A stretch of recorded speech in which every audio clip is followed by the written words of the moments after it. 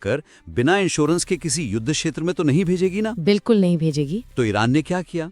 उन्होंने कोई भारी नौसैनिक बेड़ा नहीं भेजा, उन्होंने बस कुछ बेहद सस्ते लेकिन बहुत ही सटीक ड्रोन हमले किए। और इन कुछ ड्रोन हमलों ने समुद्री बीमा कंपनियों को इतना डरा दिया कि उन्होंने वॉर रिस्क प्रीमियम को आसमान पर पहुंचा दिया, या फिर सीधे तौर पर जहाजों को कवर देने से ही इनकार कर दिया। बाप रे, तो मतलब अगर बीमा कंपनियां कवर नहीं देंगी तो जहाज तो अपनी जगह से हिलेंगे ही नहीं। बिल्कुल, और वो भी बिना किसी विशाल युद्धपोत या पनडुब्बी के इस्तेमाल के। ये तो सच में मतलब ये तो वैश्विक अर्थव्यवस्था को एक तरह से हैक करने जैसा है।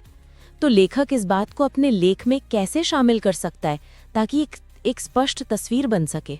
इसके लिए एक ठोस उदाहरण के तौर पर 1980 और आज की स्थिति में सीधा कॉन्ट्रास्ट बनाना चाहिए। कैसे? लेखक इस हिस्से को ऐसे लिख सकते हैं। 1980 के दशक के टैंकर युद्ध में अमेरिका को जहाजों को एस्कॉर्ट करना पड़ा था, लेकिन आज ईरान को समुद्र में बड़े पैमाने पर माइन बिछाने या नौसैनिक युद्ध लड़ने की जरूरत ही नहीं पड़ी। उन्होंने बस कुछ सटीक ड्रोन हमले किए जिससे बीमा कंपनियों ने जहाजों को कवर देना बंद कर दिया। बहुत बढ़िया।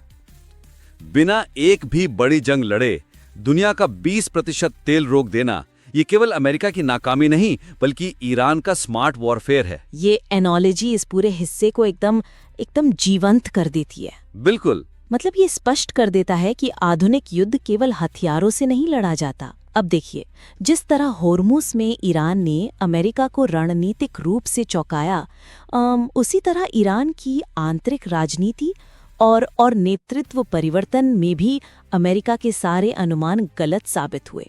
हाँ, ये एक बहुत ही महत्वपूर्ण, बहुत ही क्रिटिकल मोड़ है इस विश्लेषण का। सामग्री इस बात को उजागर करके एक बहुत मजबूत मामला बनाती है।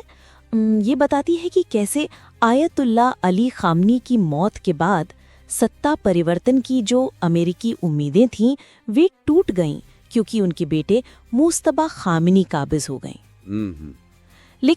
लेकिन इसी बीच 160 बच्चियों की मौत और ट्रंप तथा नेतन्याहू की व्यक्तिगत नफरत का जिक्र आ जाता है। हाँ, मैंने भी ये नोट किया था।